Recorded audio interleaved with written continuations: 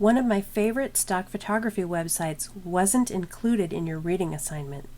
That site is the Stock Exchange, which you get to by typing stocks.xchng into your favorite web browser.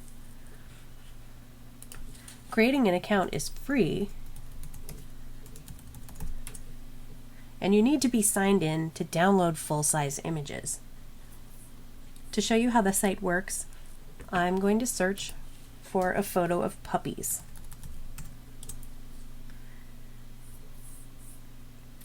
The first thing to notice is your search results are divided into premium results and results. Premium means there will be a fee to download the full-size image, and it will come from istockphoto.com. The other results are free and will come from stock.xchng. One thing I find very helpful about these search results is that the image size in pixels is given underneath each thumbnail image, and hovering over any thumbnail image shows a larger size. When I visit an images page, I get detailed information about the image, including the maximum size the image can be printed at 300 dpi. If I know the print size for my final project, I can quickly determine whether I've found an image with enough resolution. For example, let's say I need an image that can fill a 6-inch by 4-inch postcard at 5.6 by 3.5. This photo does not have enough resolution. While we're on this page, let's look at other available information. Under availability, I see there is a standard restrictions license, and the photographer must be notified and credited when using the photo for a public work. For purposes of this class, let's assume any work we do is potentially public work. I can click the username to visit the photographer's profile page. This is where I would find the photographer's real name, if given, and I would want to save this web page address because I can use this contact user link to notify the photographer I'm using the image, and I can include this page in my attribution so that people who see my project can find the photographer too. Let's look at the image license.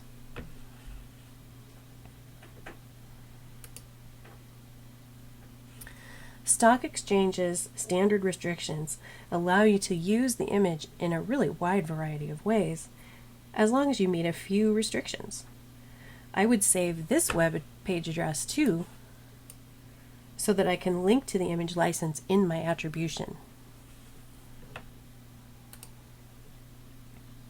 Since this image doesn't have the resolution I need, I'll go back to my search results and choose a different one.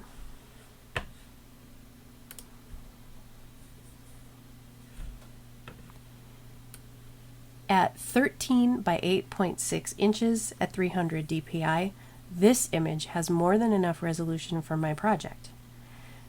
This time, the availability says I do not need to notify the photographer if I use this photo. But I still want to look at the photographer's profile so I can give the correct attribution. Since I'm going to download this photo, let's take a moment and collect all the information I need to write a good attribution.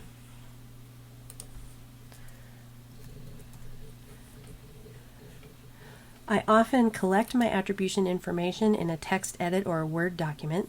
I'll use text edit today. The information I need is the title of the photo,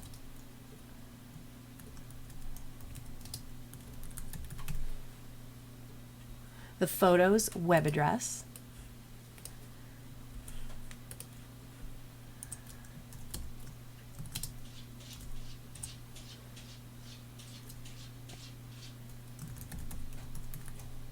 the photographer,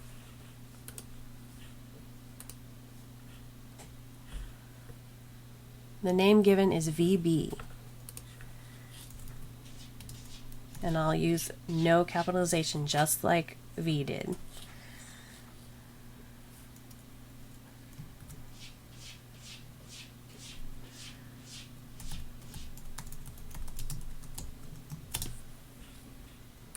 photographer's web address,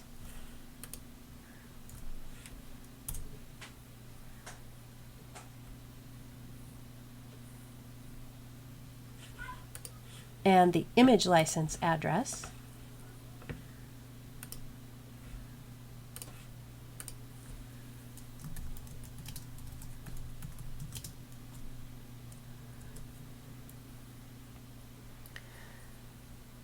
I also need the file name of the photo, but to get that I need to download the photo first. Don't make the mistake of saving the image representation on this page. If I view the image information, I can see it's only 300 by 200 pixels, a very low resolution file. To get the full-size image, click the orange download button. Once you have the large version on screen, you can right-click and save it to your project folder.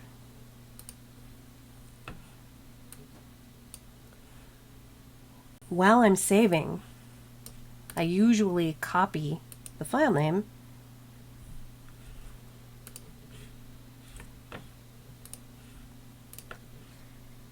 then I can paste it into the document I created with my attribution information.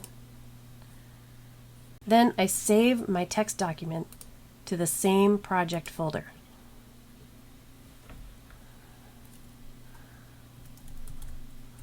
Whoops.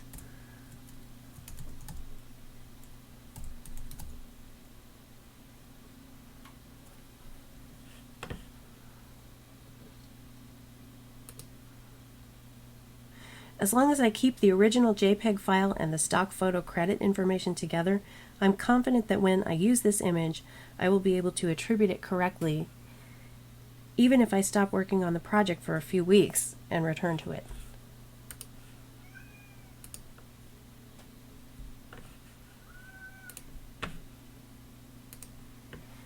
And that's the stock exchange.